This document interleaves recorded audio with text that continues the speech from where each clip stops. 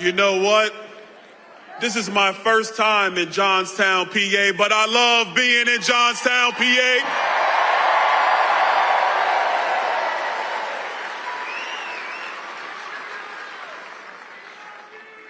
And we're here to make sure that Pennsylvania does the job on November 5th and make sure that Donald J. Trump is the 47th president of the United States.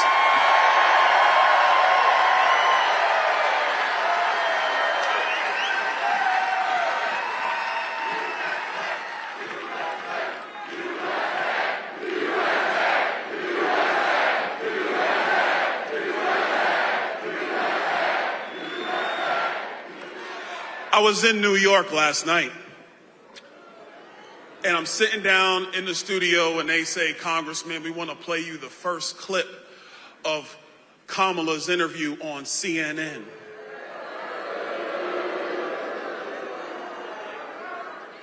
And so, of course, I'm like, sure, let's see it.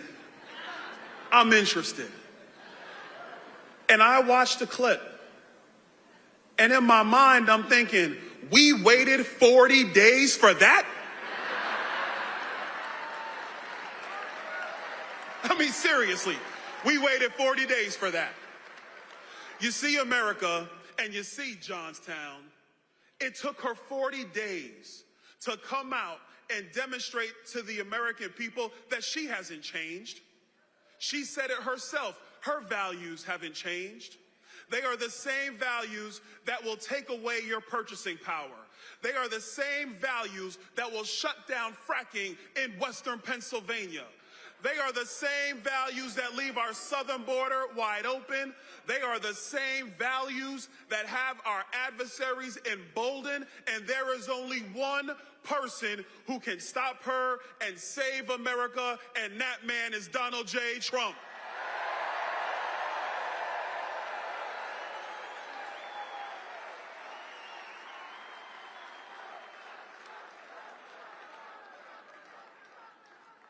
So really, my job is simple. We need you to make sure you get out and work for Donald J. Trump. Every phone call you make is needed. Every door you knock is valued. If you haven't done it, go to TrumpForce47.com, sign up, and help this man become the next president of the United States.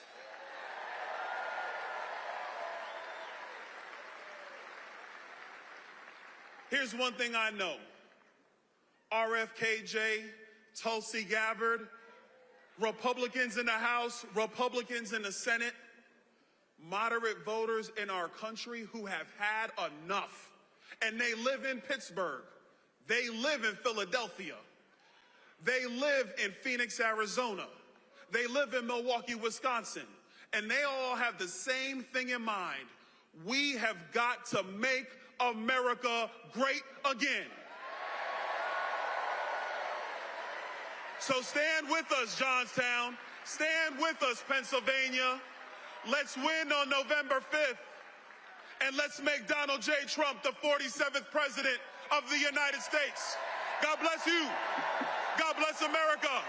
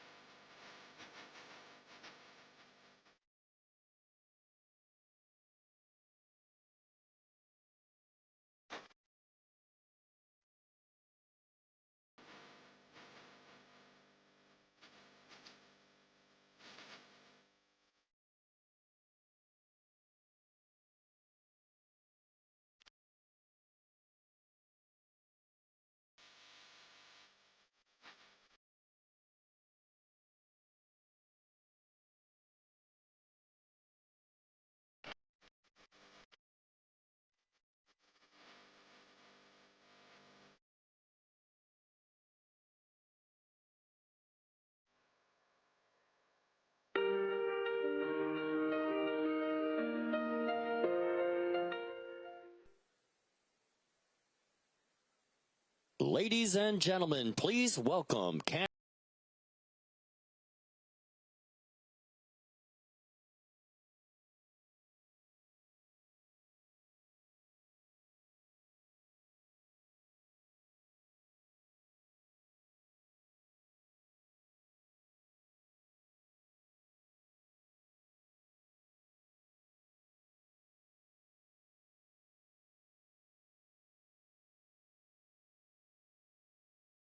Hey, what a good-looking crowd. Thank you. Thank you. Feel a little bit like the warm-up act for the Rolling Stones, but it's good to see everybody here. How many people here are ready to retire Joe Biden and Kamala Harris and send them packing? Get President Trump into the White House. Yeah, we got to get him in the White House. How many people here are ready to retire Chuck Schumer and get a new majority in the Senate? I'm ready for that one, too. You know, first of all, it's great to be here in Johnstown, great to be here in Cambria County. Thank you all for coming today. My dad was born in Indiana County. You got any Indiana County people here? All right. And my mom was born in Jefferson County in a place called Punxsutawney. And I like to say Punxsutawney because it reminds me of Bob Casey, Punxsutawney Bob. He only pops his head up every 6 years. Am I right? We never see this guy, right? Where has he been? And I was born in Washington, Pennsylvania, but I grew up in, we got Washington here. I was born up in Washington, but I grew up in Bloomsburg, which is northeast Pennsylvania, up around Scranton. And listen, I grew up like most of you. My folks had a farm. I baled hay. I trimmed Christmas trees. I was a bus boy. I was a paper boy. And wrestling got me into West Point. And at West Point, I was on the Army wrestling team. And then I got to go to the 82nd Airborne Division. Anybody here know the 82nd Airborne Division? And I got to serve my country in Iraq. I got to come back here to Pennsylvania and help create jobs and run a company. Listen, I've been blessed by the American dream, and I'm running because I'm worried that's not going to be available for our kids, your kids. We're not going to have that American dream unless we get the right leadership in the White House and the right leadership in Washington. And you know, you've had politicians forever coming and telling you that this is the most important election of your lifetime. How many times have we heard that over 20, 30 years? The most important. I'm telling you, this is the most important election of your lifetime.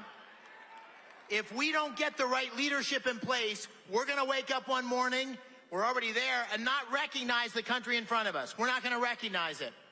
And look at what's happened under the failed policies, the liberal policies, the weakness of Biden, Harris, Casey. Look at where we are.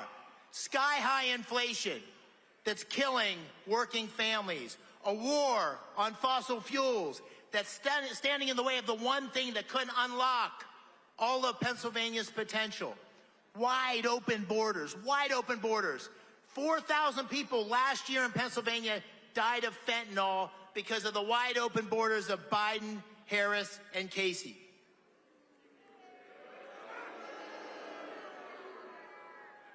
Crime in our cities that's moving into the suburbs, some of the most violent crime statistics in modern history, and our adversaries around the world testing us, pushing us, challenging us because they think we're weak.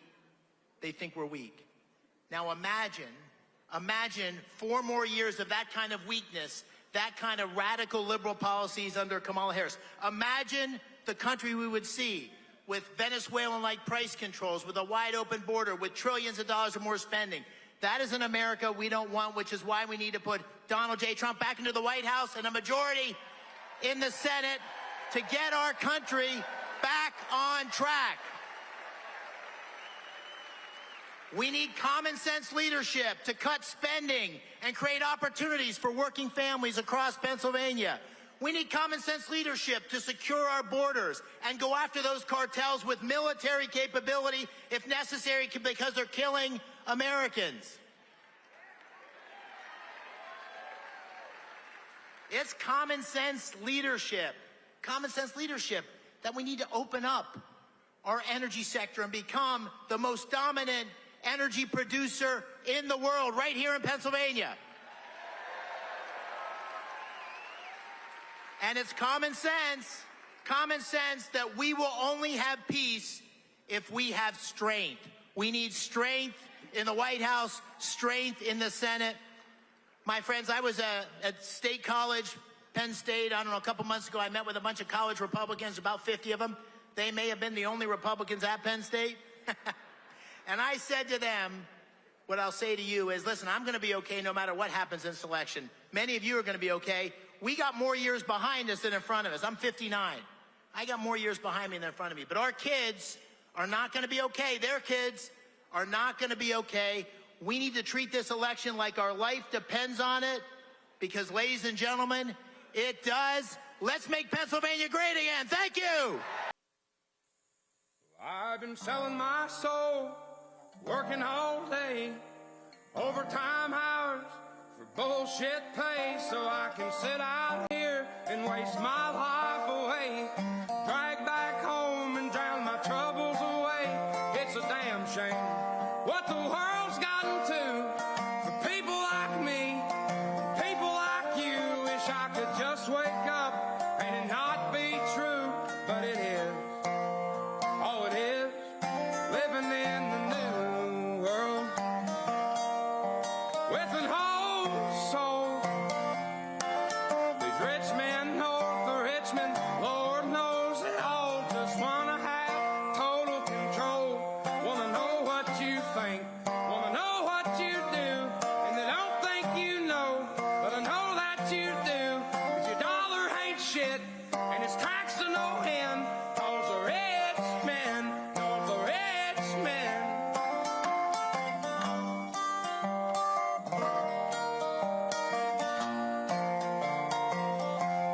I wish politicians would look out for minors, and not just minors on an island somewhere. Lord, we got folks in the street, ain't got nothing to eat, and the old beast milking welfare. Well, God, if you're 5'3" and you're 300 pounds, taxes ought not to pay for your bags of fudge rounds. Young men are putting themselves 6 feet in the ground, 'cause all this damn country does is keep on kicking them down. Lord, it's a damn shame what the world's gotten to for people like me, people like you. Wish I could just wake up and it not be true, but it is. Oh, it is living in the new world with an whole soul.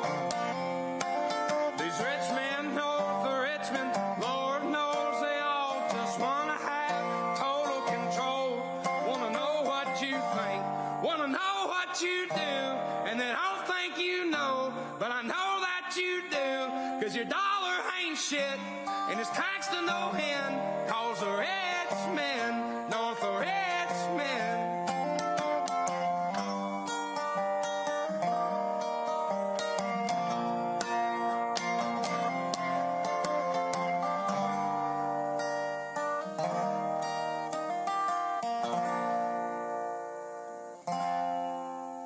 I've been selling my soul, working all day, overtime hours for bullshit pay.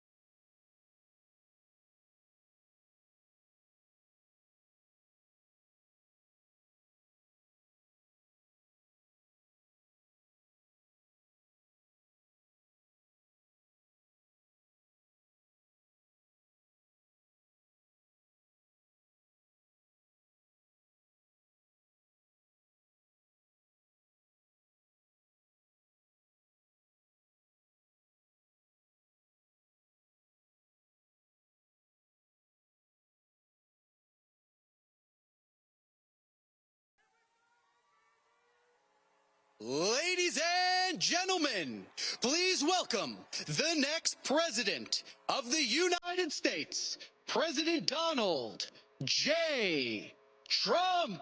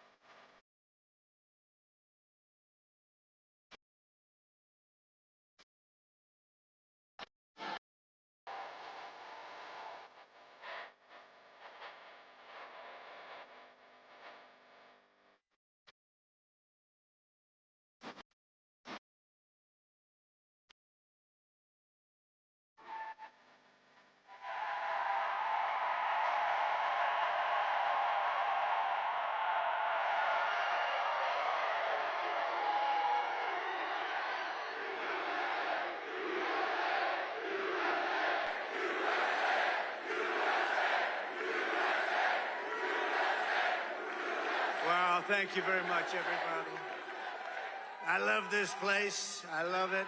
We've had great luck here. So just to everybody, hello, Pennsylvania. How are we doing, Pennsylvania? And I'm thrilled to be back in this beautiful Commonwealth with thousands of proud, hardworking American patriots. That's what you are. It's coming, it's coming. Listen to this, 67 days, wow. 67 days from now, we're going to win Pennsylvania. We're going to defeat Comrade Kamala Harris. Did you see her? Did you see her last night? Did you see her last night? I don't know. You think she's going to be able to handle President Xi? I don't know. I don't think so. China, North Korea, Russia, I don't know. But we're going to win back the White House. We're going to make this country greater than it's ever been. And everyone here today is part of the greatest political movement in the history of our country. You know that. Make America great again. MAGA. And whoa, look at all of the fake news. They got a lot of fake news back there. That's a lot of fake news, David. That's a lot of people. Some I like, about 7%, and some I don't like. No, that's a lot. But, you know, when I say the greatest political movement in the history of our country, if I say something even slightly wrong, they give me 12 Pinocchios, right? 12 Pinocchios. No, we can't say anything even a little bit wrong. I can't even joke. When I used to show Biden couldn't find the stairs off the stairway, they'd say, Trump couldn't find it. They'd say, they took it. And they would say, I couldn't. When different things, the worst thing you can do with them is sarcasm. because it doesn't work with the fake news. So we won't have any fun, but we will have fun. We're going to have a lot of fun. And I recognize you. How are you? And I recognize you. But no, it's amazing what we built all together and started 8 years ago, maybe a little before that, who knows? Probably started 40 years ago in our soul, but it started 8 years ago, and nobody would have thought anything like this could have happened.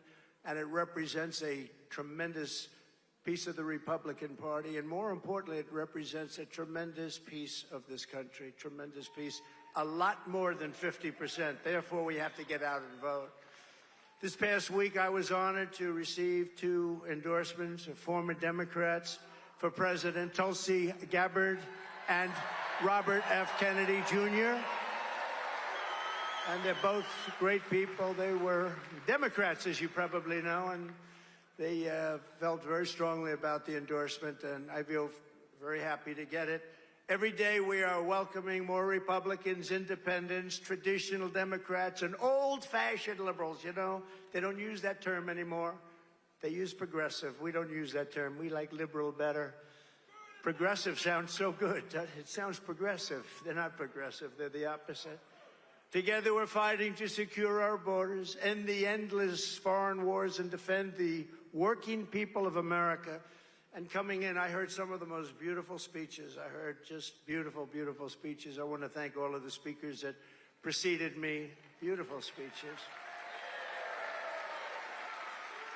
We're joining forces to defeat government corruption, restore free speech, and make America healthy again. We're going to make America healthy again, you know?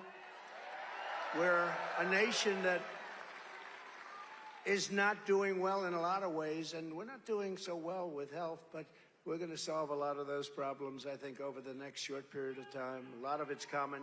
A lot of that's common sense, too. It's all common sense when you get right down to it. But we're going to get toxic chemicals out of our environment, and we're going to get them out of our food supply. We're going to get them out of our bodies. We'll get them out of our body, right? Right? With victory this fall, we will enact this pro-family agenda, and we will bring back the American dream, bigger, better, and stronger than ever before. They never talk about the American dream. They never mention it. They don't talk about the American flag. By the way, the American flag, we got some of the greatest congressmen warriors here that you have anywhere. And congressmen, go to Congress soon, like immediately, but soon. We should give a 1-year sentence in jail to anybody that burns the American flag. You should do that. Mike, do it, Mike. Right? Do it.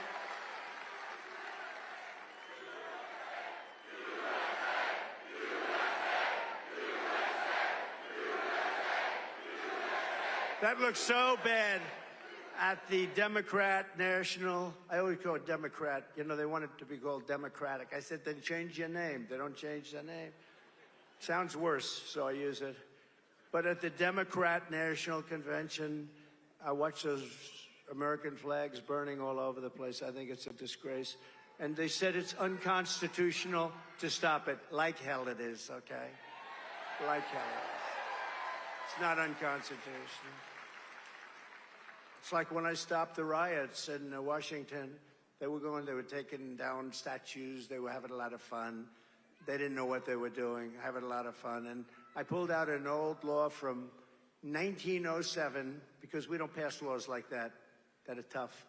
And it said, if you touch a monument, if you touch it, even touch it against the will of authority, if you take it down, but if you even touch it, you go to jail for 10 years. And there's no 9 years and 5 months, it's 10 years. And so I signed it. I took it out. It was dusty. It was old and dusty. Hadn't been used in 78 years, I think they said. And I signed it. I announced it. And I watched about 10,000 asses I could watch from the back as they left town. They were all gone. I knew there was a problem when they started ripping down a statue of Abraham Lincoln. I said, they're going to take down the statue of Lincoln? I don't think so. We're not going to let that happen. And we've got to be tough, because if you see what's happening in Aurora, Colorado today, did you see that? Where Venezuelan gang members have taken over parts of the city. They've taken over apartment houses because these stupid people that we have leading our country are allowing these people, these criminals, to come into our country. And we're going to get them the hell out of here. And this is just the beginning. Wait till you see what happens. Wait till you see what they're doing.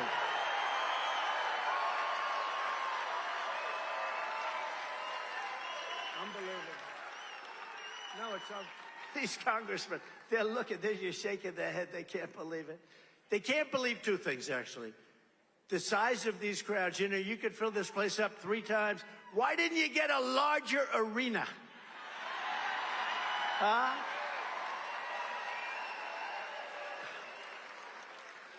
Somebody said, as we were riding by, oh, it's too bad the arena hasn't started filling up. I said, no, you don't understand. It's totally full, but the line goes back for miles. It's already full. But we got to do that, fellas, you know? We got to do it. Because I've been saying for a long time, I said, these people are coming in from prisons and jails. Nobody listened to me. They're murderers. They're drug dealers. If you take a look at Venezuela as an example, their crime is down 72%. Because they've taken their criminals from Caracas.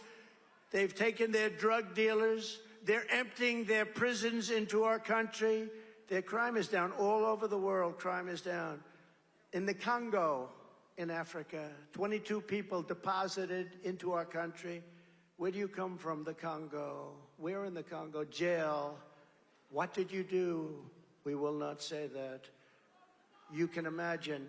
Listen, they come from Africa. They come from the Middle East, countries that are not friends of ours.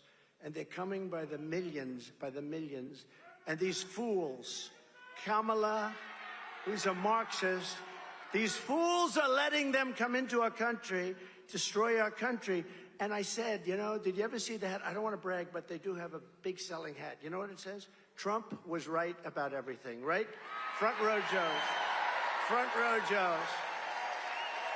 Right? No, but it's... Hey, look, if I ran one of those countries, I would be doing better than them at getting the people out. You run a country, the country's inundated with really tough people that are criminals.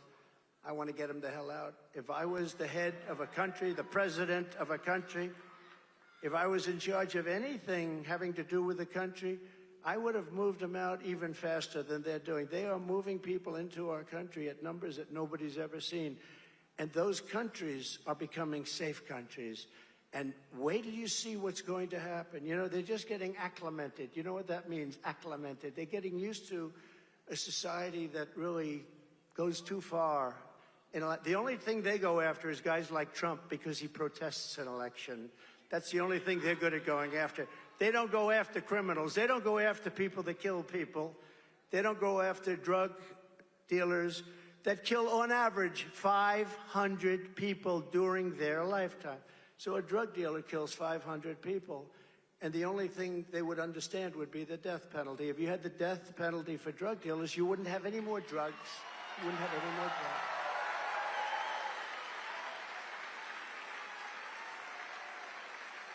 Instead, we formed blue ribbon committees made up of our great First Lady and lots of people, like Steve Witkoff, great developer in New York. But they don't do this for a living. The only thing they understand, I went to China, I saw President Xi, had a good relationship until COVID came in, then I broke it off. That was too much. But I said to him, and I had a great relationship with him, and I will again probably. But I said, do you have a drug problem? 1.4 billion people. No, we have no drug problem. Why don't you have a drug problem? Because we have the death penalty, he said, for drug dealers. If they sell drugs, they die, he said. So those people that sold drugs, they said, you know, let's go to another country. This is a little bit tough. But they do in many other countries. In countries where you have that, you don't have a drug problem. And we are becoming a drug-infested nation, whether you like it or not. We're becoming a drug-infested nation. So we better get our act together. You know, years ago, centuries ago, China was taken over numerous times by smaller nations, much smaller nations, because they were all drugged out from the opium fields and all of that. And then one of their very powerful leaders said no more, and they ended it. And we're going to have to end it too, because we're really a country that is, we're a failing nation in a lot of ways. What they've done to our country is incredible. What is Kamala, who's a total lightweight. Did you see her on television last night? This is going to be the president. This is going to be the president of our country? I don't think so. Sitting propped up in a desk with this guy, this Tampon Tim.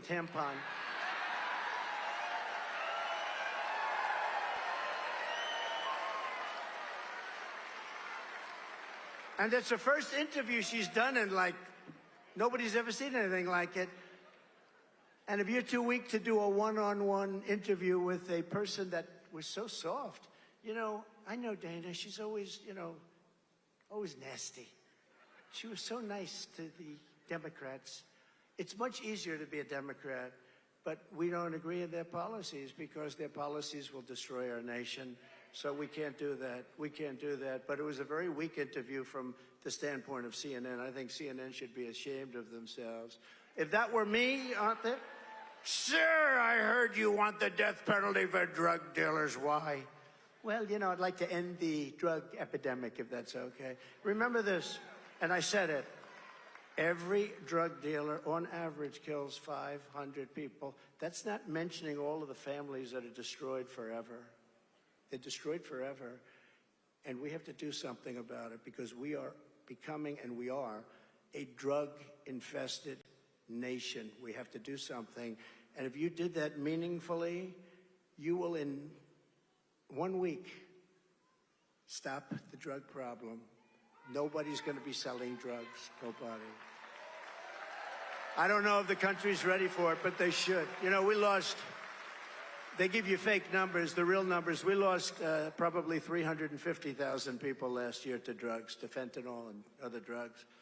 I had a deal with President Xi, who was going to put that on their ultimate crime list. That's where they give the death penalty. If they make it in China, they sell it here. He was going to give the death penalty.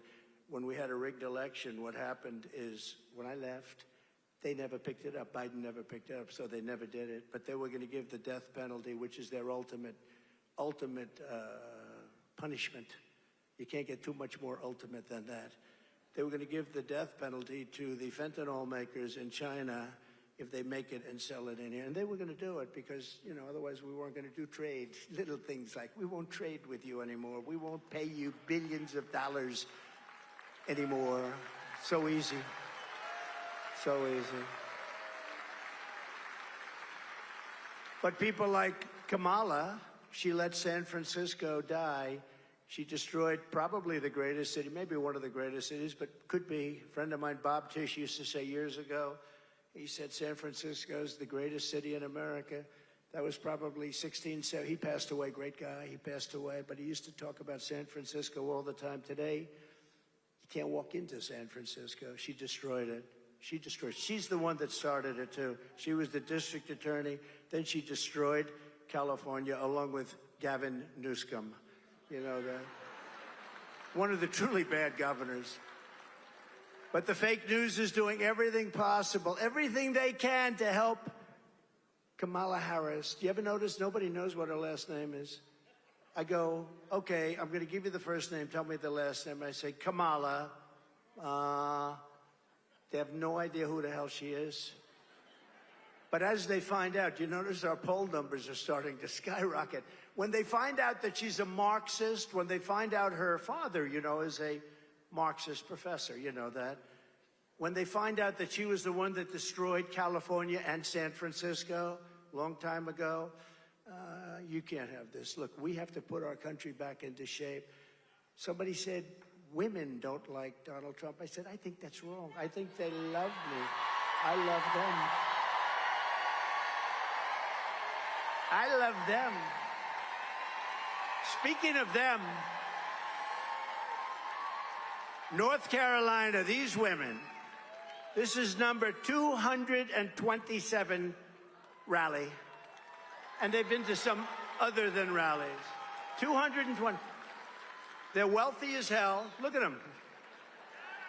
They've got nothing but cash. Their husbands are great. But they allow them to go all over the country. They follow me all over the country. We have front row Joes over here. We got the women from North Carolina. Look at them. And no, but they're great patriots. They're great patriots. And, you know, I spoke to the husbands one time. I say, how do you put up with this? Your husbands, your wives are traveling all over the place. Do you mind? We trust our wives, sir. We trust them implicitly. I said, well, you have great wives, let me tell you, but they've traveled, I think it's like 228, something like that. But it is beautiful to have you here. We love to have you here. Always perfectly coiffed. They're always perfectly coiffed, right? They're beautiful. They're great women, and we appreciate their being here. We appreciate you guys being here. You were here in Butler. They were there in Butler. I remember they were standing there in the front row Joes. You know what? They get here like 3 days early. They wait around for 3 days, 4 days. They probably got to know some of my guys by now. I would think they don't have to be quite so anxious. They're going to be, but they've done a great job. And then we have Mr. Wall, Irving Wall. Would you please stand up? Irving Wall.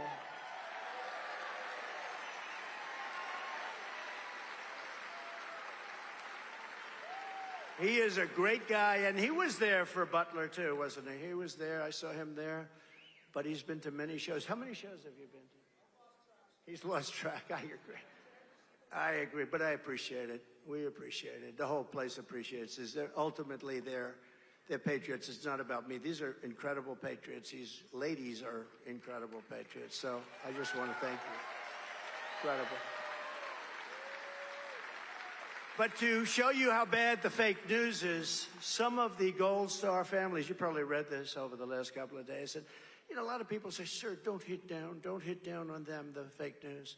Don't hit down, sir, don't even mention. I said, should I mention it?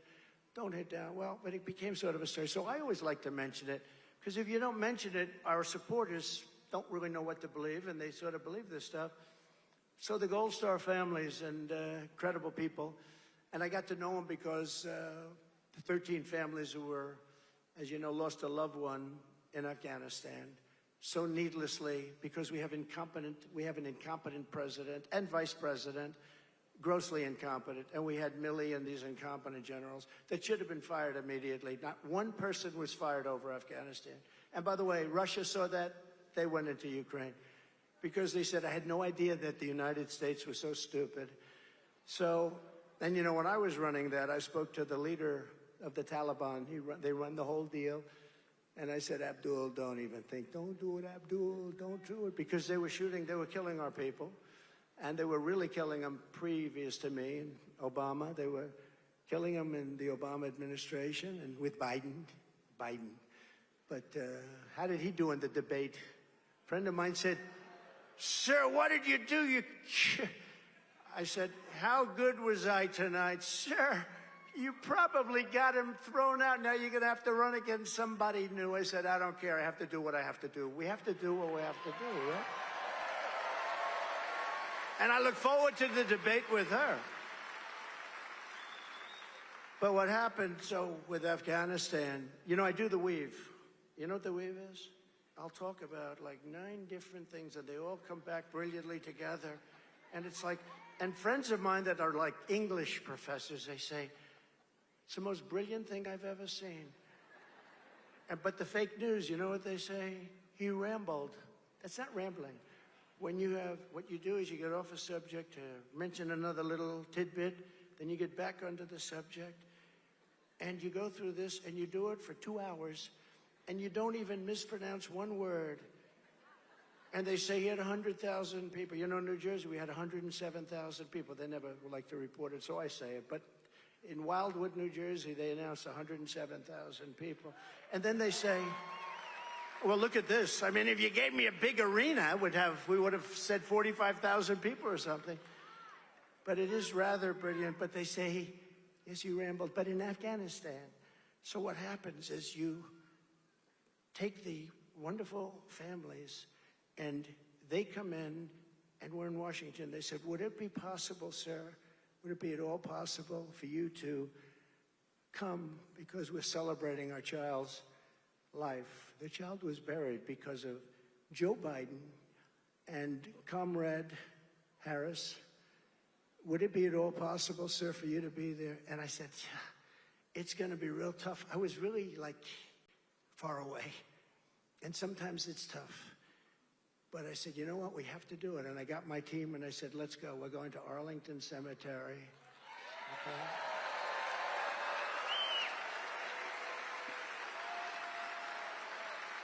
I said, we're going to Arlington. Because, again, I got to know these people. Because, honestly, they would send me death certificates of their child. They said, sir, would you sign it? Please sign it. We refuse to accept his name on this death certificate. They said he killed our child. And, honestly, the incompetence killed their children. The incompetence, gross. And, by the way, they lost almost 500 people that day, including the other side. They left Americans behind. They're still there. Nobody knows even what happened to them. Think of this. They left $85 billion worth of brand new military equipment that I bought because I rebuilt the entire military. $85 billion worth of equipment behind. They left everything and they moved the military first instead of last. You say, you stupid people, you take the military out last. For 18 months, and a lot of you know this, for 18 months, not one American, after I spoke to Abdul, the leader of the Taliban, not one person was shot. We didn't lose one person for 18 months. In fact, Joe Biden got up on television one day, and he said, for 18 months, not one person was shot during the Trump administration. Then the people started screaming at him, you stupid, don't say that. You know, you are so stupid, they tell him. But I appreciated that he said that. But it's true. For 18 months, nobody was lost, and nobody would have been lost, and we would have, and we were getting out. I had it down to 5,000 people. But we were going to keep Bagram, which is the big air base, one of the biggest in the world, had the biggest runways, most powerful runways, 8 foot deep. You could land anything on those runways. Not because of Afghanistan. We're keeping Bagram for a different reason. 1 hour away from where China makes its nuclear weapons, right? So I got a call from the people. Sir, we're going to be going to Arlington to honor our children who were killed. And they are devastated, the people. I had them over at Bedminster, and they didn't think I'd see them. And they said, do you think we'll see him? And they said, well, we don't know. He'll try and make it. I ended up spending 4 hours late at night listening to music with all of the relatives of the people that were killed, so needlessly killed. And I got to know them.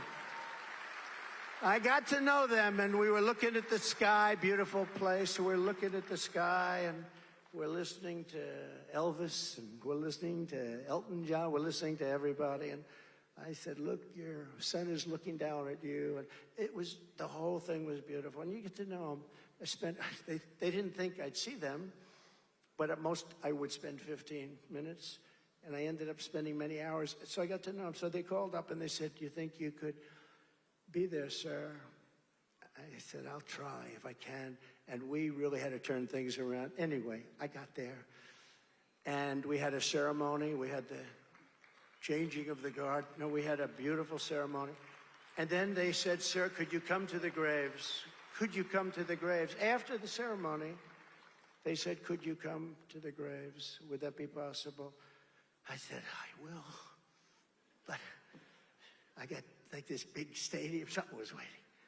I said, but I'm going to, because those people are the love of our lives. They are the love of our lives, right? And in all fairness, I can say this, the mothers, fathers, sisters, the brother, But the various people that we're talking about, depending on who it is, but the various people, they say it to me, I'll say it to you. I mean, I don't think they can ever be the same. I said, is it better now? Because it's 3 years. Is it better? No, it's not better. You know, they have an expression, time heals all wounds. But I said, is that expression true? No, sir. Maybe it's worse now, sir. It's devastating. These people are just so devastated. So anyway, we're there, and they said a prayer, different graves, one here, one there. Then they said to me, I'm not surprised. I never even thought about it. Sir, would it be possible for you to have a picture with us by the tombstone of my son? You know, the beautiful white tombstones, marble, beautiful, beautiful things, and carved, engraved with the names on them. I said, absolutely. I wasn't doing it I don't need publicity. I get a lot of publicity. I would like to get a lot less publicity. I would pay to get, I'm the only guy who would hire a public relations agent to get less publicity. Most hire to get publicity. So I was taking pictures at the grave, one with the sister, and then the mother, and then the father come in, and then another group at a different grave. And it was so beautiful, and we left, and everything was nice. And then later on that day, I heard that we were using the graves of those soldiers for public relations purposes, you know? And that was all put out by the White House. Joe Biden killed those young people because he was incompetent. And then they tell me that I used their graves for public relations services, and I didn't. And I'll tell you what, it was a disgrace. And she was involved. Remember, she said she was the last person in the room, right, when they made the decision. And pulling out was okay, but not pulling out like a bunch of incompetent fools. And that's what they did. We had them in such a great position. But when I took those pictures, it was so beautiful. They were crying. Everybody was crying. They were talking about 3 years ago, because of a grossly incompetent group of generals, and we have great generals. Don't forget, we defeated ISIS entirely with great generals, real generals, not these television morons that you see all the time. But when I saw that, I said, I think I have to talk about it. Now, my people said, don't do it, sir. Don't do it. But if I don't tell you the story, you're going to read. It was front page of the Washington Post, which has lost approximately 57% of their readers over the last 3 years. It was a story in the New York Times, which is losing reader after reader. I'm happy about that. I have to be happy because they truly are the enemy of the people. They are the enemy of the people. They tell false stories about me. That's all they do is they write false stories. They're incapable. I could do the greatest thing. I got to tell you, I ran for office, and they were covering it viciously, but it was front page every day, and then I won. I beat everybody, and I had a story on page 17. So I won, David, and my story was on page 17, but I was always at page 1 when I made a little speech or something. It's that's why they call it the fake news media. It's desperately trying to hide Kamala's failures and extremism from the public. They don't want the people to know how unfit she is to serve. She's unfit to serve. Everything she touches, she ruins. Just to finish this, I love those people. I'm so happy they took pictures of me and them and the tombstone and their lovely son or daughter. There was a daughter, too, and an incredible daughter, frankly. I've almost gotten to know them, even though I never met them, but I know everything about them. The mother would walk up and say, sir, may I tell you about my boy? You know, he was a football player, and he could throw the ball so far. He played quarterback, sir. And one day, and I realized that she's telling me a story and crying about her son who's now in a grave because of Biden and Kamala. And I listened to that whole story, how the ball was caught, how the ball was thrown, how the team did, the season the team had, and I let her talk. And then these people accused me of doing this for public relations reasons. And the fact that we even got there. The fact that we even got there, so I just want to, and they were so good. They said, how dare they do that? We asked him. They did ask me. And, you know, they actually came to my defense. It's nice, because sometimes that doesn't happen, too. But they really did. They said, we asked him to be here, and we want him to be there always. And I just think that's great. And we love you all. Thank you. But I wrote for this particular group, you know, because this is, you know, she's anti-fracking, she's anti-everything that's Pennsylvania. And I said, do me a favor, make a little reel of Kamala Harris has no right being here. She got no votes. She ran. She was one of 22 people that ran. She was the first one to quit. She never made it to Iowa in the primaries, the first state. She was nasty to Biden. She called him a racist and everything else. You know, she'll probably call me a racist in a week from now, week and a half. I look forward to that debate very much. But she called him a racist. Remember the school bus? All she can do, she can memorize a little bit, not a lot, but she memorized a little story about a girl taking a bus. And she used it on Biden. And so when Biden picked her, I was shocked because nobody treated him so badly as her. But let's take a look at the real Kamala Harris. Yeah, I am radical. We need to get radical about what we are doing and take it seriously. As President of the United States, I am prepared to get rid of the filibuster to pass a Green New Deal. There's no question I'm in favor of banning fracking. We have to have a buyback program, and I support a mandatory buyback program. I believe it will totally eliminate private insurance. Let's eliminate all of that. But would you support changing the dietary guidelines? Yes. You know, the food pyramid. What people Yes. to reduce red meat specifically. Yes, I would. Raise your hand if your government plan would provide coverage for undocumented immigrants. Where do you stand on defund the police? This whole movement is about rightly saying we need to take a look at these budgets. Harris asserted that ICE is perceived as the modern-day Ku Klux Klan. Are you aware that there's a perception? I see no. Are you aware that there's a perception? That puts ICE in the same category as the KKK. Is that what you're asking me? I see no parallel. I'm not finished. I see none. And yeah, I am radical. We need to get radical about what we are doing.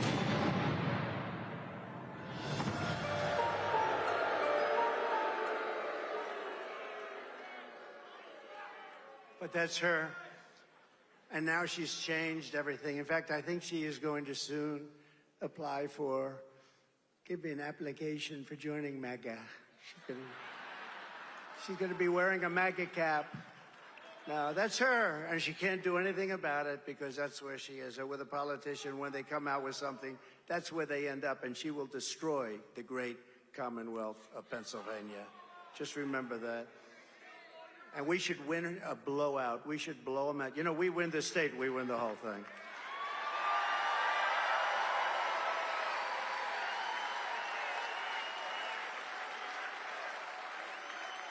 And we won it in 2016, and we did much better in 2020. You know that, much better. With the whole election. Actually, in 2016, we did great, but 2020, we did much better, generally. Since Kamala and the media don't want to talk about her radical record, we will.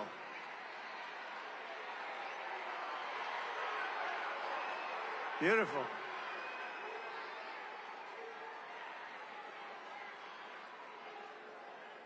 That's beautiful. That's all right. That's okay. No, he's on our side. We get a little itchy, David, don't we? No, he's on our side. You know what he's showing? At Butler, an amazing thing happened. You had two American flags very far apart, held up, I think, by different cranes. They were very big flags, beautiful flags, and they were waving. And as that horrible event was taking place, the wind blew the flags together, and they formed a perfect angel. I don't know if we have it, but it was a perfect angel was formed. I'll tell you, a lot of things happened. If we have it, put it up. If we don't have it, that's all right. That's it. That's it. That's it.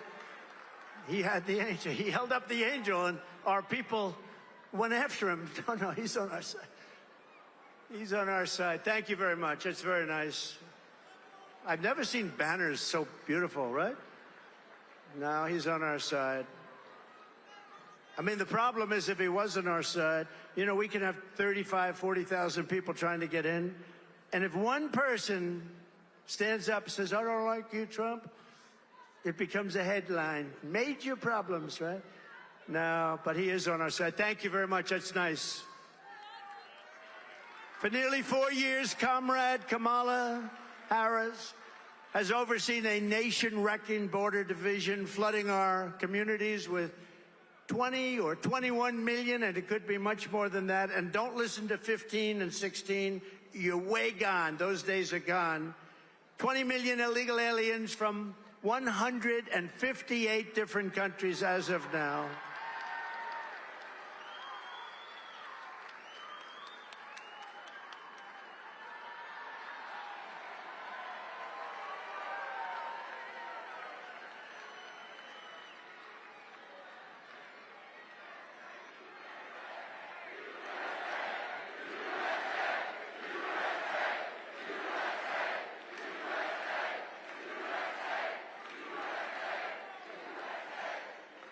Is there anywhere that's more fun to be than a Trump rally?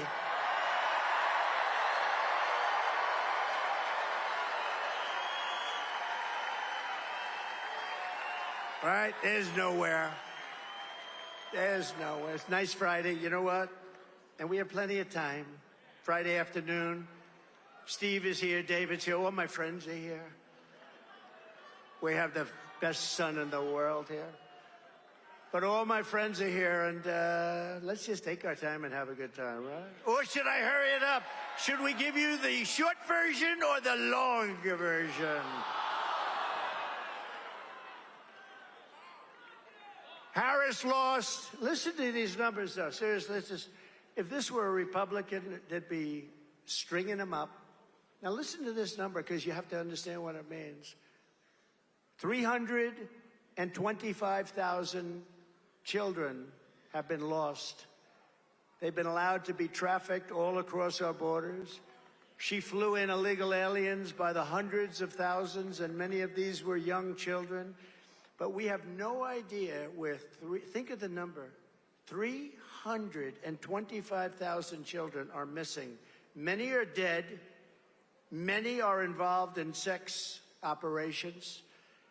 Many are working as slaves in different parts of probably this country and probably many others. But she was the border czar. Now she says I wasn't the border czar. But she was. It was headlines, border czar, border czar. But now she doesn't want that term. But whether she was a border czar or not, she was in charge of the border. 325,000 children are missing. She created a fast pass entry program to speed the admission of illegals into all of our ports of entry. And remember when they said, no, we're gonna, oh, now they have a new line. We created a strong border. No. They keep saying it over and over. The worst border in history. But they think if they keep saying it over and over, most people aren't like us. They're not that, they drive a cab. They're carpenters, they're electricians, they're accountants, they're lawyers. They're not like into it other than they like Trump. Meaning they like our policies, because it's not about me. This is not about me. I had a nice life. You can ask my friend. I had the greatest life. I could go to the most beautiful places, look at the most beautiful oceans in the world. Instead, here we are, and I'm happy as hell to be with you because I like it much better.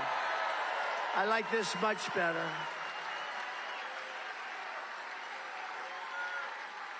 I like it much better. You know why? Because we're doing something.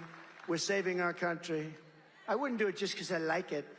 We're saving our country. Our country needs saving. We're a failing nation, in case you have any question. We're a sadly failing nation, and we're going to make America great again. It's very simple. So we're a failing nation. We're going to make America great again. And I think we have a chance to make America greater than ever before. And remember this, If we don't do it this time, you're never going to have another crack at it. November 5th is the single most important day in the history of our country. I believe that with all my heart, because our country's going bad. And Kamala vowed to grant, remember, mass amnesty and citizenship to all of the millions of illegals that she let in, which will obliterate Medicare and obliterate your Social Security for seniors. You will not have any Social Security, and you're not going to have Medicare. The whole country is going bad. And no country, no matter who it was, no matter which country it was, no country could withstand this onslaught. No country could withstand this. And a lot of these people, remember, these are rough people. The only thing good about it is they make our gangs and they make our bad ones look like nice people by comparison. We have bad ones too, but compared to the people that are coming into our country, our criminals are very, very nice. These are really tough ones. They come from prisons. Remember that. Many of them come from prisons, and they let them out of the prisons. Why should they keep them when the stupid United States will take care of their situation? Remember that. And this is what you're voting on, by the way, at the end of September, much before November 5th. I always use the term November 5th, but I'm talking about, because today we vote 2 months early. We vote after early. Nobody knows what the hell we're doing. The elections are so screwed up. We have to get back in, and we have to change it all. We want to go to paper ballots. We want to go to same-day voting. We want to go to citizenship papers, and we want to go to voter ID. It's very simple. We want to get rid of mail-in voting. Mail-in voting. Jimmy Carter headed up a commission. By the way, the happiest man in the United States today is Jimmy Carter, President Jimmy Carter. My wife went to the funeral of Rosalind, beautiful funeral, like 8 months ago. And I looked at Jimmy. Jimmy's old, but he's happy. You know why? Because his administration is considered brilliant compared to this administration. Brilliant. He's a happy man. But Kamala called for the abolishing of ICE. Great patriots, tough as hell. Some of my friends are sitting right here. They're some of the toughest human beings I've ever met. They're not tough enough to be in ICE. They won't do it. These guys, they see a pack of MS-13 thugs that love knives. They love cutting people up better than guns because it's more painful. They killed 2 young girls in Long Island not so long ago. 16 years old, they were walking to school. They cut them up into pieces. They cut them up into pieces. They will go into a pack of MS-13 killers, our ICE guys. And for 2 minutes, you see nothing but fists and legs and fighting. A lot of the people, like these young ladies from North Carolina, they're not into that. I don't know. I think they don't want to hear about that. They don't like to hear about people being cut up. They don't like to hear about MS-13. Have you ever seen MS-13? Typically, when you have tic-tac-toe boards on your forehead, it's not a good thing, right? They would go into these places, and they would start fighting. And at the end of 2-3 minutes, it's over. And they would stand up, and they'd take these thugs into paddy wagons, and they'd bring them the hell out of our country, and they'd get them out. And the problem we had, as you probably heard, was that the countries wouldn't take them back. Honduras, all of these, El Salvador, Guatemala, Mexico. But they wouldn't take them back. They wouldn't take them back at all. And when I came into office, I said, we got to get these MS-13 killers. We had thousands of them in our country. They were set out by the countries where they came from, mostly those countries I just named. And a general told me, sir, we can't do that. They won't take them back. I said, why? Because Obama tried very hard to take them back. Barack Hussein Obama. Has anybody ever heard of Barack Hussein Obama? Remember Rush Limbaugh? Barack Hussein Obama. Rush, the great Rush Limbaugh, right? We miss Rush. We miss him.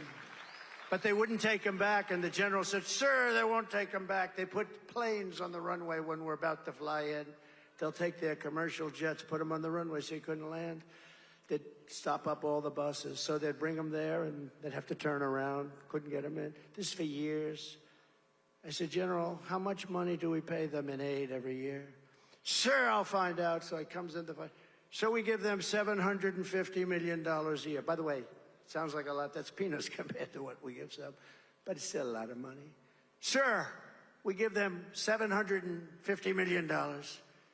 Okay, you let them know that effective immediately, they're no longer getting any foreign aid. They're no longer getting no help. No more help. So the time went by, and I came into the office the following morning, nice and early, which I do. And what happened was very amazing. All three countries, these three countries called me, the heads of the countries. Sir, there seems to be a problem. What? Is there anything I can help you with? I heard you're very disturbed about us. Yeah, you're sending over in the caravans your thugs, your killers, and your MS-13 gang members, and you're not letting them come back into your country, and we're bringing them back. If we have to do, I don't give a crap what we have to do, we're bringing them back. Sure, please, sir. We would be delighted to take MS-13 back. They're wonderful individuals. I said, does that mean you're taking them back? Well, sir, I understand you're no longer making payment to us. I said, that's right, and you'll never see that money again. You better open up. Sir, we would be delighted to take them back. All you had to do is ask.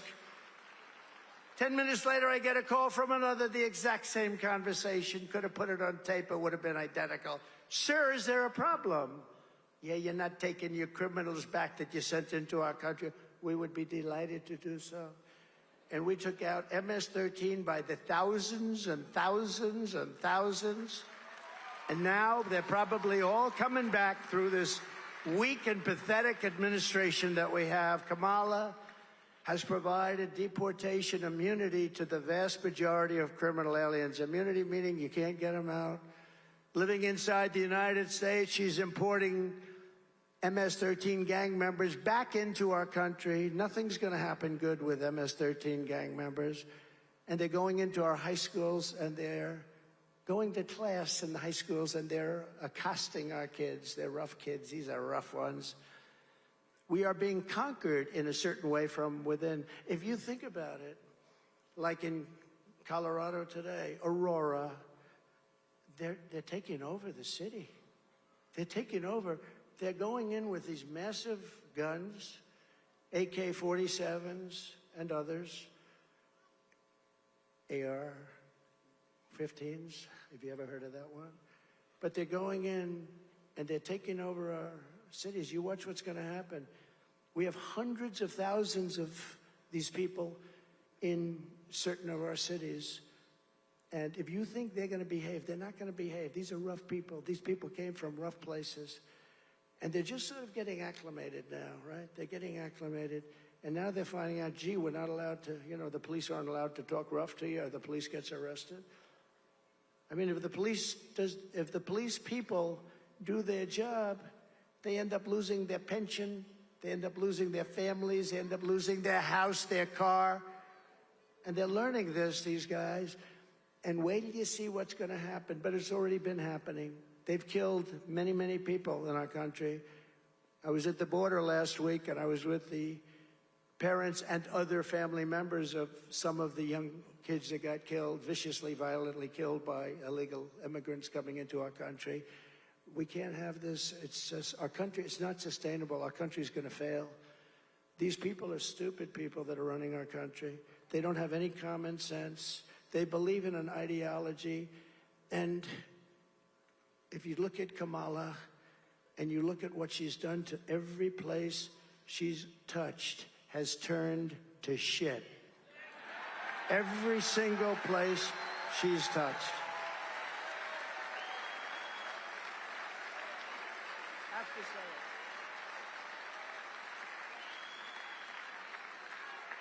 it. Every place she's touched, you might have heard this. Franklin Graham is wonderful. And he wrote me a letter, and he said, sir, I love your stories, and I love listening to your rallies, but could you please don't use foul language? Your speeches would be even better if you didn't use foul language.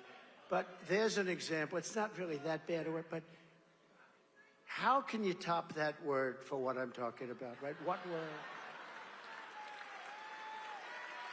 Every place she touches wouldn't be nice. That would be a thud. It would land with a thud. No. And Franklin's probably right. I'm not sure I agree with him, but he's a great guy, actually. But he did say that to me. He said, please don't. And so I try and avoid it. My wife also, she says, please don't use foul language. But it's hard. You know, there's some words that can't be duplicated. They can't. I try, but it can't be duplicated. Comrade Kamala launched a radical left war on Pennsylvania energy that will destroy the economy of your state. On Kamala's first day in office, she shut down the Keystone Pipeline, which I approve. She shut down drilling on all federal land. She re-entered the disastrous Paris Climate Accord. Do you know what that was? That was the worst deal, other than it sounds so nice, the Paris Climate. It basically said that this country is screwed. It said this country is going to pay billions and billions of dollars. Other countries are going to pay nothing. China, as an example, pays nothing because they consider it a developing nation. We're not. We better start developing fast or we're not going to have a country left. So I terminated it. We pay billions of dollars. Russia pays nothing. China pays nothing. India pays nothing. And they won't pay for years, but we pay because we're a bunch of suckers. And I terminated it. And one of the early things that Harris did, because she's the one that pushed it, is they renewed it for even more money than they were paying before. It's the craziest thing I've ever seen. You'd almost think they hate our country. Kamala Harris surrendered our energy independence, spent hundreds of billions of dollars on the Green New Scam. She's trying to take away gas stoves and heaters. She's vowed repeatedly that we will ban fracking. We will always ban fracking. She just said it today. I saw it. They have a clip from like 2 years ago. She said, no, I'm in favor of fracking, like last week. Oh, no, I'm in favor. Then they start playing clips. We will always ban fracking. There will never be fracking. The people of Pennsylvania are smart. They're not going to fall for it. She will destroy. If you don't have fracking, you don't have a commonwealth. She also imposed a crippling natural gas export ban on Pennsylvania oil and gas, another catastrophe for your state. And this is all stuff that she's done. And I want to call up, I'm flying in with some friends on a very nice plane. It has a very nice television. And I'm watching RSBN, and I'm watching Fox, and I'm watching a lot of them. RSBN, by the way, how good is RSBN? They do a good job. So beautiful. It's like it's the Super Bowl every time we do a rally, right? They do a great job. Thank you, RSBN. Where are you back there, RSBN? Thank you. Wow, what a job. What a job you do. But we were watching, actually, RSBN, and there was a man there named Mark Caskey, the founder of Steel Nation, and he made the greatest speech. And it wasn't necessarily a Winston Churchill type speech, because Winston didn't wear a pith helmet, and Winston's hair wasn't quite as long as Mark's hair. And Winston was brought up in the Oxford tradition, but it was actually just as good. He actually gave me ideas. I thought I was the one that was exposing how bad it's going to be in Pennsylvania and our country if we stop doing the fossil fuel thing. Because, you know, in Germany they stopped, and the country was ready to go down the tubes. Now they're building a coal plant a week. A coal plant a week. And Angela is no longer with us. She's no longer with us. But where is Mark Caskey? Is he still around? Oh, look at him right here. Oh, he's probably shocked. I don't know who the hell he is. But you gave the greatest speech. Would you come up? Can I shake your hand? Man, you are something, Mark.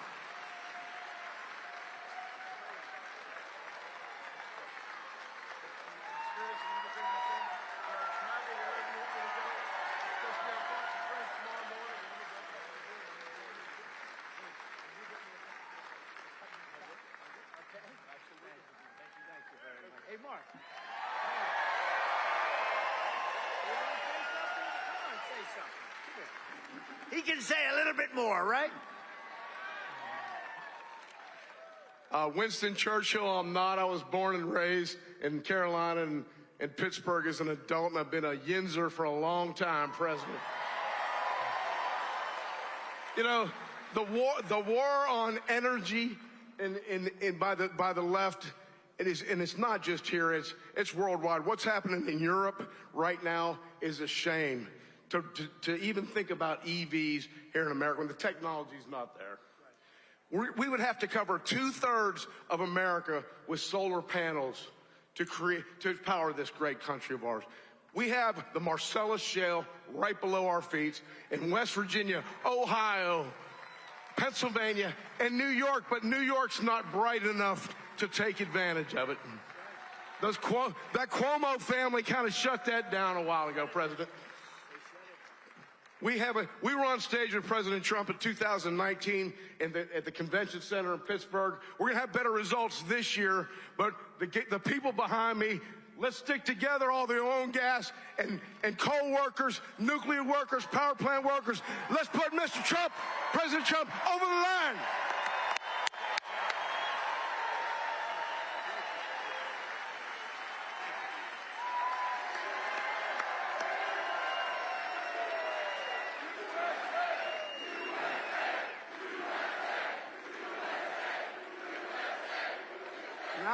I'm watching Mark, and, you know, he's talking about all the things that happened when they shut down everything. They then closed up Keystone XL. People forget. I had it approved. I approved it. It wasn't going to happen. Billions of dollars had been spent. I approved it. They came in. They shut it down. The only one they didn't shut down was the Russian pipeline going through Europe, right? Nord Stream 2. Nobody ever heard of Nord Stream 2, Mark, until I came along, right? Russia was building the biggest pipeline in the world, going to Germany and various other countries in Europe. Countries that we defend against Russia. Think of this. So we defend them against Russia with NATO. We pay billions and billions, far more than we're supposed to be paying, because they had a lot of people that were delinquent. But after I got finished, they paid, you know? They all paid. They said, would you defend us if we don't pay? I said, no. They all paid. Took about, Obama used to come in, make a speech and leave. Bush came in, made a speech and leave. And you know, remember this. Under Bush, Putin took a lot of land. Under Obama, Putin took a lot of land. Under Biden, he's trying to take all of the land, all of the land. Under Trump, he took nothing. Right, Mark? He took nothing. But Mark said, and I said, write this down. Mark, do you have a copy of that speech, please? It's much easier. Just give me a copy. But no, he named like 6 things that happened immediately. But one of them was so big because the Keystone XL pipeline was a big deal, and that was going to bring a lot of oil in, and it was going to go. And, you know, pipelines underground is safer than trucks, I guess, right? And a lot more efficient. It was a big deal, and I approved it, and this guy came in and he immediately dropped it. But you know what? He did approve Nord Stream. Now, I shut down Nord Stream. Russia was upset with me. Putin said, you know, if you're supposed to be my friend, I'd hate like hell to see you as my enemy. I closed the biggest deal they've ever done. It was shut. And then this guy came in who's got a low IQ, very, very low. Now he's got maybe no IQ. You have to check it out. And he immediately, the first thing he did was approve the Nord Stream pipeline. And then they'd say, Mr. Congress, oh, look who we have. Byron, stand up, please. Superstar of the future. He's already a superstar, but he's a superstar of the future. Byron Donalds, Florida. Wow, that's nice to have you here. That's good. He's great. He's great. He knows exactly what I'm talking about. That one is smart. You have smart ones and you have some that aren't quite so good. But we have a group of people that are really great. But so I stopped Nord Stream 2, stopped it cold, wasn't going to happen. This guy comes in, he approves it. Then they say, oh, Trump was nice to Russia. I wasn't nice to Russia. But you know what? Getting along with Russia is a good thing, not a bad thing. Remember that. Getting along with these people is a good thing, not a bad thing. It's a smart thing to do. I got along with Kim Jong-un of North Korea. Remember, I walked over, the first person to ever walk over from this country, and we also looked at his nuclear capability. It's very substantial. You know, getting along is a good thing. It's not a bad thing. The fake news would say, he likes Putin or Putin likes him. Let me tell you, they said, President Xi likes Trump. That's a good thing, not a bad thing. But we were tough with China, too. We took in hundreds of billions of dollars worth of taxes and tariffs. No other president took in 10 cents. When we win on day one, I will tell Pennsylvania to drill, baby, drill. We're going to drill, baby, drill.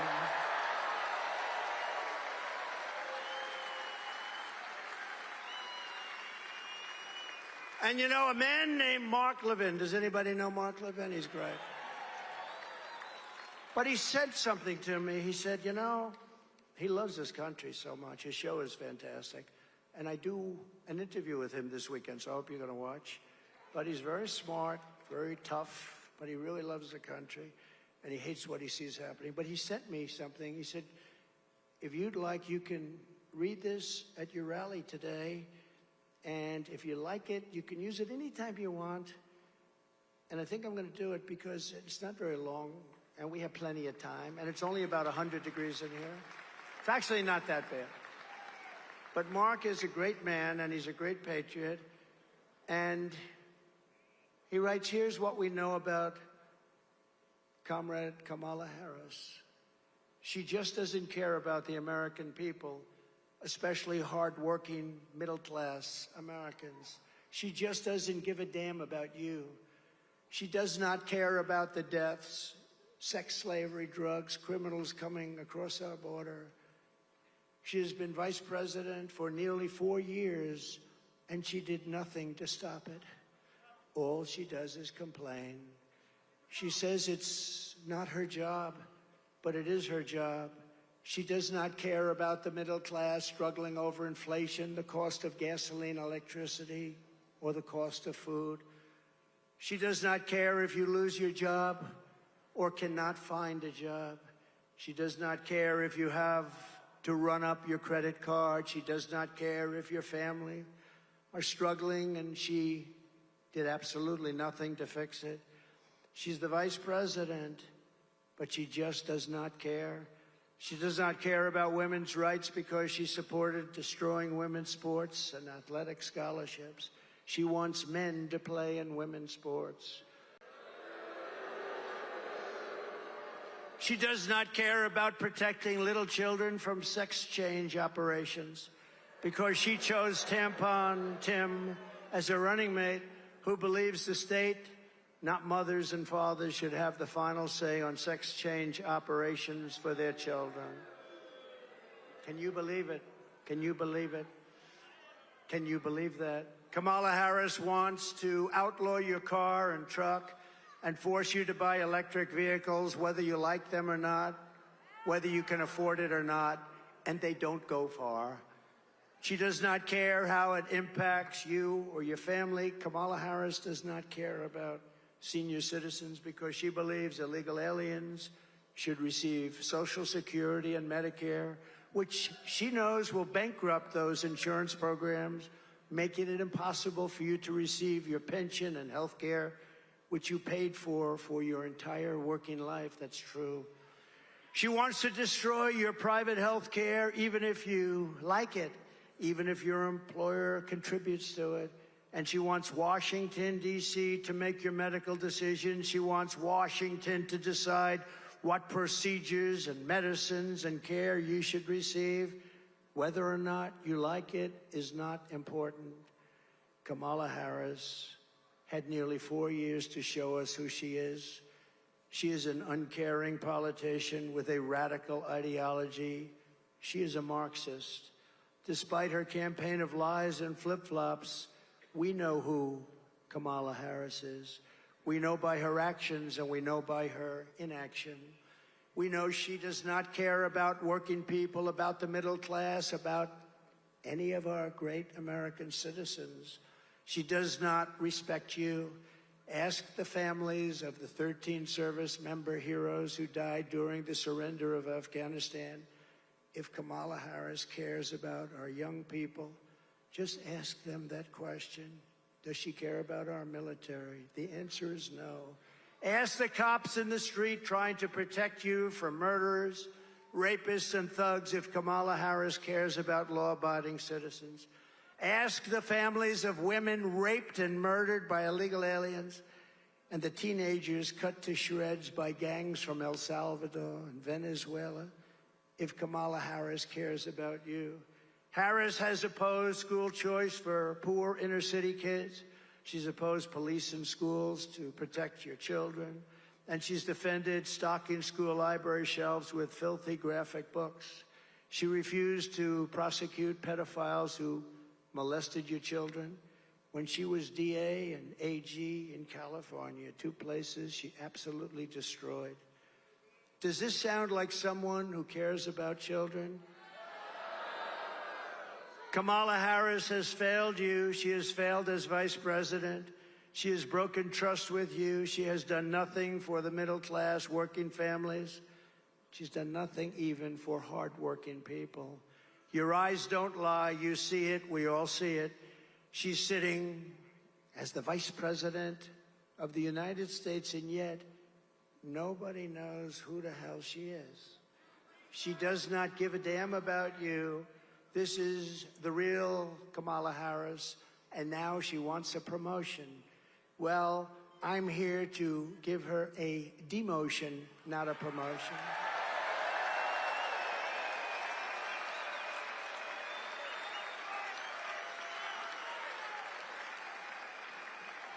She can hide and she can lie all the way through, and with her surrogates and the corrupt media. But the truth is coming out. Right now, it's already coming out much faster than I thought. The American people are smart. They will not be manipulated by Hollywood, the fake news media, and all of the advertising. And you deserve a president who respects you, talks to you, who levels with you, and who always has your best interests at heart. This November, we are going to tell Harris that we've had enough, that we can't take it anymore. You've done a terrible job. Kamala, you're fired. Get out. Get out.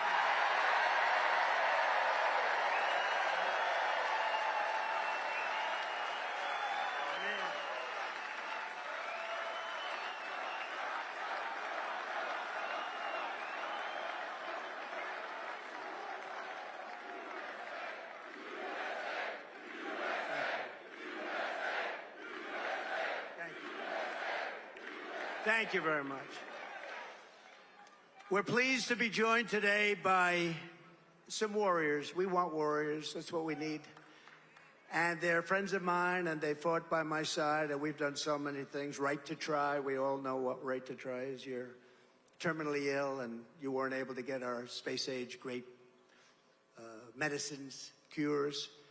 And we got the right to get it done. They tried for 50 years to try and get it done. They never got it done. We got it done. We got it done with the help of these people. And so many other things that we did, rebuilding our military, building the wall. We built hundreds of miles of wall. These people are great people, and some of the best of them are representing the great Commonwealth of Pennsylvania. Representatives Dan Muser. Dan, thank you. What a job he does. Handsome devil, too. He's a handsome devil. Thank you, Dan. Guy Ressenshaler. Guy Ressenshaler. What? That's the toughest name in all of show business. Thank you, Guy. That's a great job. Lloyd Smucker.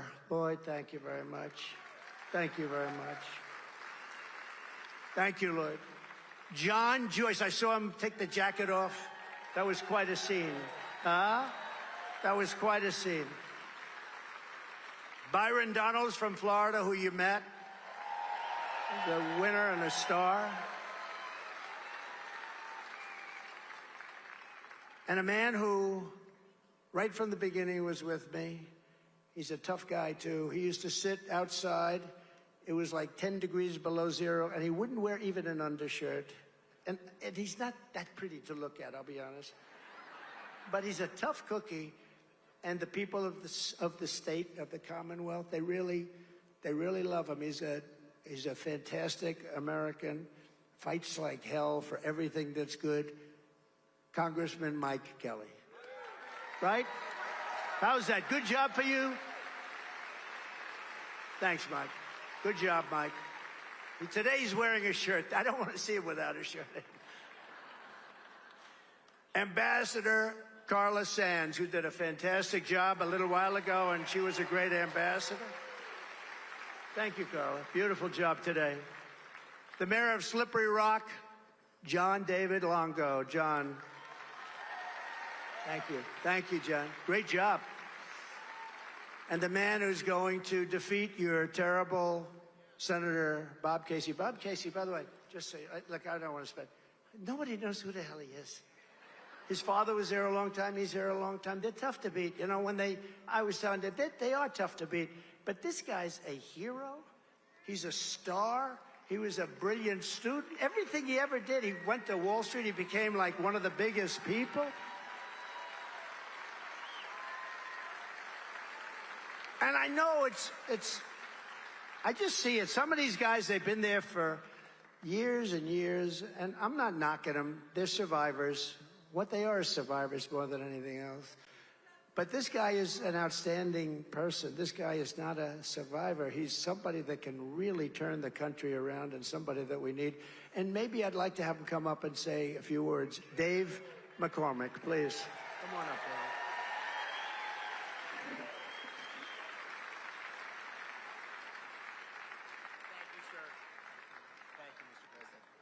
Thank you, Mr. President. We are so proud to have you in the Keystone State.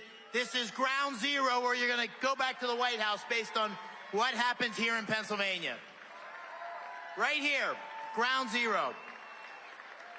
And, Mr. President, I'm so optimistic that you are going to win in Pennsylvania. You're going to win the presidency for two reasons. Number one, when I'm going across our great Commonwealth, the thing people say they want is common sense leadership, the kind of common sense leadership you showed when you were president. But the second thing they say they want, and I tell them, I say, listen, I was there with Mike Kelly and Dan Muser in Butler. I saw you get shot. I saw you come up, and I saw strength when you said, fight, fight, fight. Thank you, Mr. President. We're glad to have you with us here today.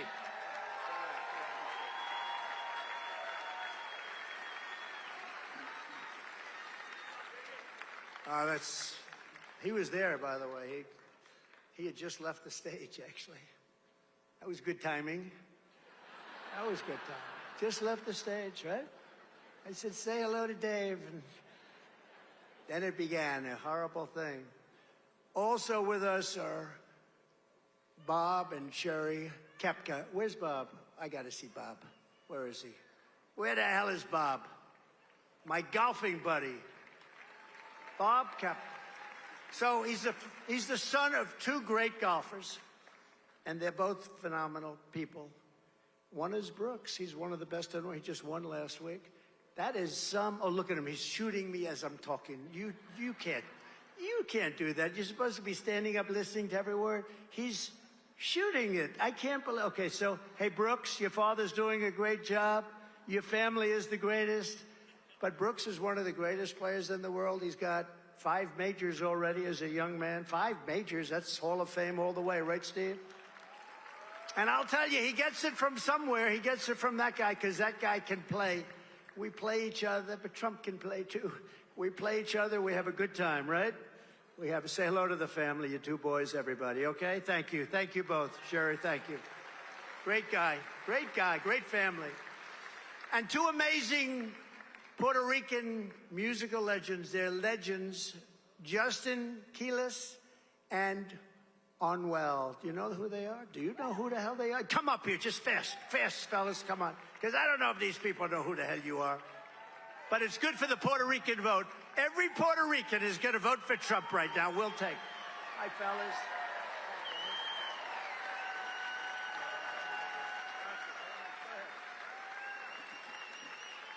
Thank you, Mr. President, for having us here. For me, it's a real blessing to be here. I'm from Puerto Rico. We are a big part of United States. We really depend on the United States. Since Trump hasn't been around, Puerto Rico's, it's not a secret. We've been going through a lot as a country. And Biden always promised. A lot of politicians always promise through the years, but all of us know, the world knows, everybody's experienced it. The best president the world has seen, this country has ever seen. His name is President Trump. Thank you for having me here. To all my Puerto Ricans, let's stay united. Let's vote for Trump. I personally spoke with him. He wants to help Puerto Rico grow and succeed as a country. So let's stand out tall and united. And we all want to remember that. He wants to keep helping Latinos in the U.S. Let's do things the right way, and let's keep growing. Let's keep growing as a family, and let's make America great again. God bless y'all. I'll also say a few words here. Mr. President, I'm beyond honored being here with you today. Mr. President, above all, I like you because I always say this, you're not a puppet. I love that about you. Yeah, I really do. I back you because I feel you're the most honest president we ever had. That's true. Saying things how they are, not what you think people want to hear. And that's very important. A lot of Latinos, we stand strong next to President Trump. A lot of Latinos, we love you as well. Thank you for sharing with us back there that how important building back Puerto Rico is, and not only building up Puerto Rico, but let's make America great again. Let's go.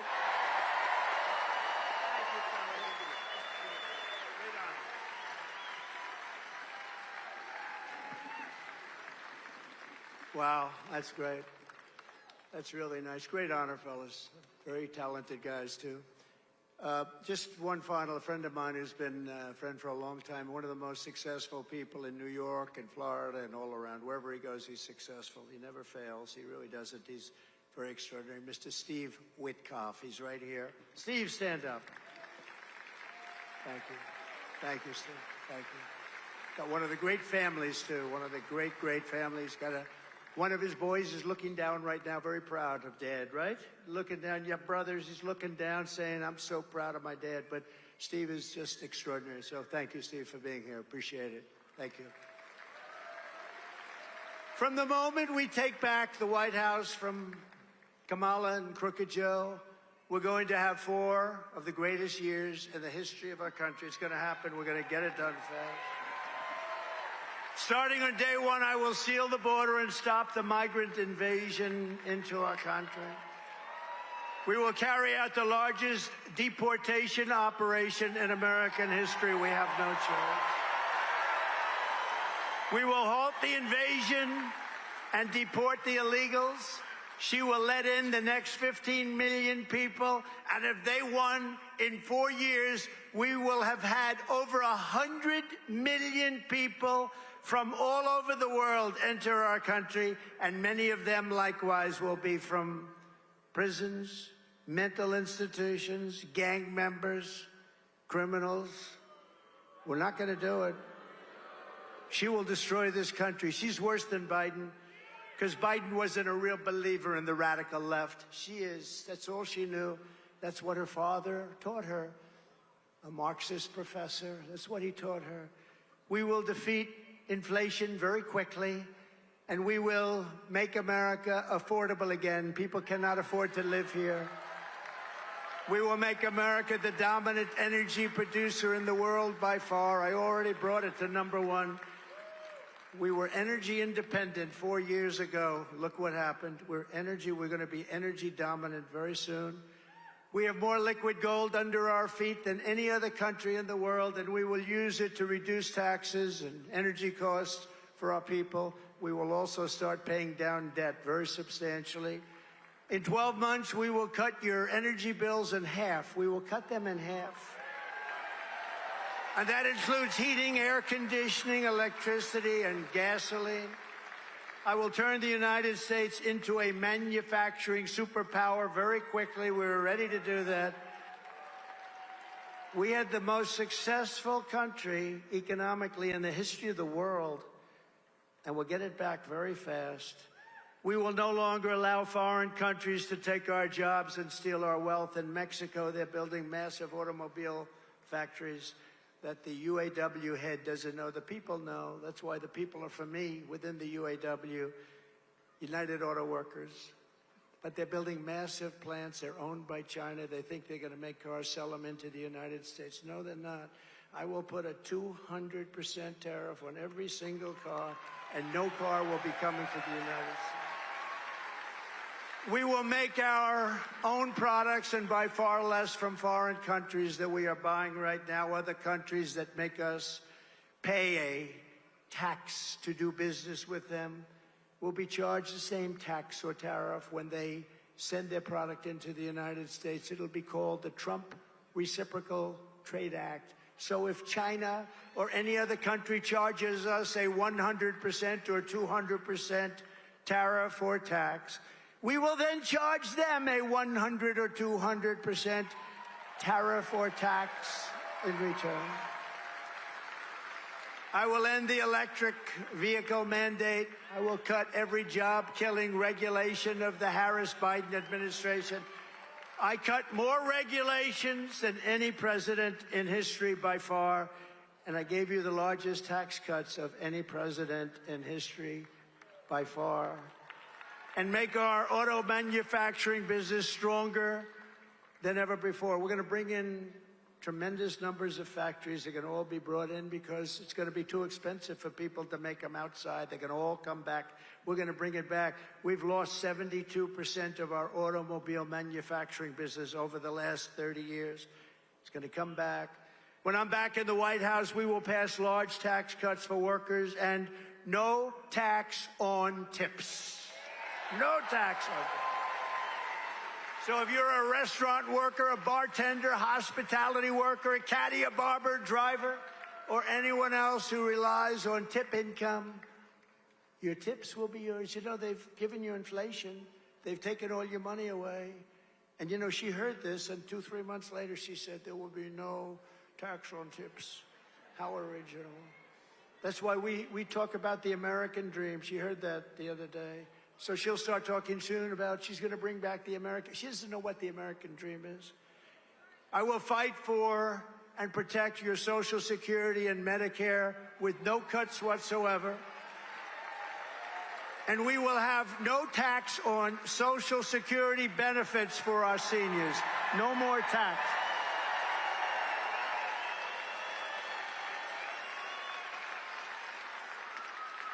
Yesterday, I made a major new announcement. If I'm elected this November, for the first time ever, your government will pay for or require insurance companies to pay for all costs associated with IVF fertility treatment. We want more babies to be born in America. We want more babies. We need them. We need them. We will cut wasteful and unnecessary spending, and we will terminate the Green New Deal and spend that money on roads, bridges, real infrastructure, and paying down debt, not fake infrastructure that has caused massive inflation with no benefit whatsoever to our country. I will settle the war in Ukraine, and I will end the chaos in the Middle East, and I will restore peace through strength very quickly. We will end the weaponization of government against the American people. We will protect religious liberty, and we will end the war on Christmas is back. Remember?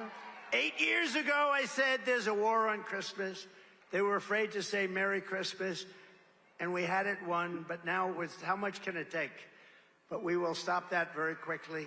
Just don't buy. Anybody doesn't say Merry Christmas, you don't buy, and that'll be back very, very quickly.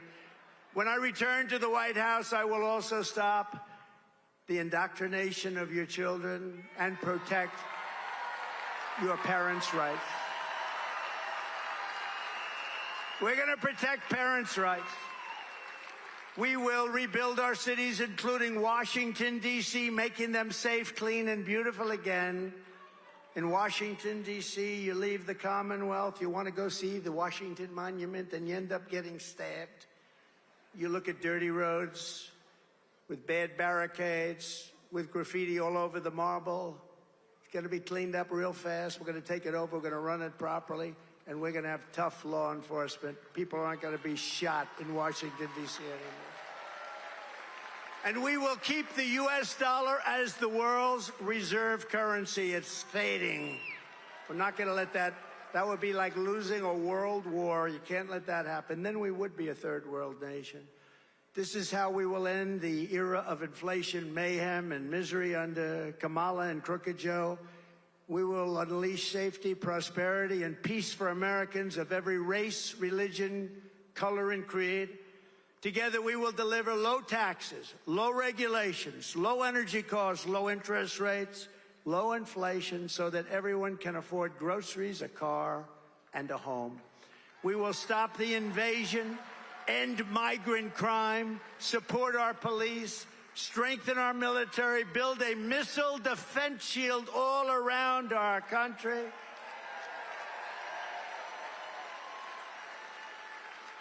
Other countries have it. Why shouldn't we? We're going to all make it right here in Pennsylvania and other places. We're going to make a lot of it right here in Pennsylvania, from what I hear. But Israel has it. It worked. 300 rockets shot. 299 got shot down. One got pretty seriously hit. But if you think about it, it's amazing technology. You know, Ronald Reagan wanted it many years ago, but the technology wasn't there. But now the technology is there. We're going to have it built. We're going to have that dome built right over us. We're going to have a beautiful, safe country. One way or the other, we're going to keep it safe. We're going to keep critical race theory and transgender insanity the hell out of our schools. And we're going to keep men out of women's sports.